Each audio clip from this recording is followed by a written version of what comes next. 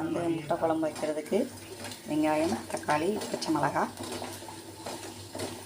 இந்த அரைச்சி வச்சது விழுது பார்த்தீங்கன்னா தக்காளி பழம், பட்டை, சோம்பு, கசகசா, பூண்டு, கருவேப்பிலை இதில் சேர்த்து அரைச்சி வச்சுக்கோங்க. ஏன்னா குழம்புல போட்டால் எடுத்து வச்சுருவாங்க, அதனால் அதில் போட்டு நல்லா அரைச்சி எடுத்து வச்சுக்கோங்க.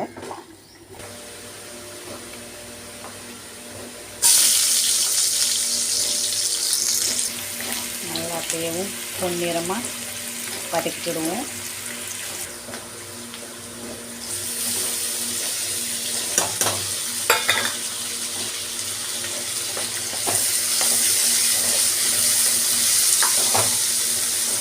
ஒரு பச்சை மிளகாவும் சேர்ந்து போட்டுக்கோங்க.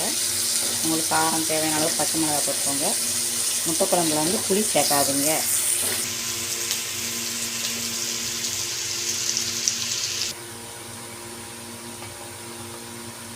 தேவையான அளவு பச்சைப்பொடி,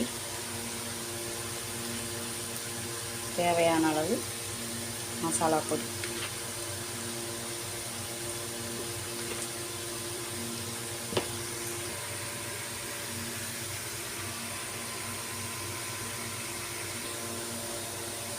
தண்ணி சேர்த்துக்கோங்க.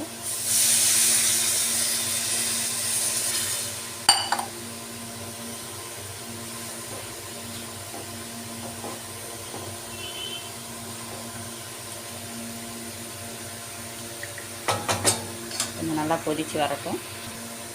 இது கூட கொஞ்சம் உப்பு சேர்த்துக்கோங்க.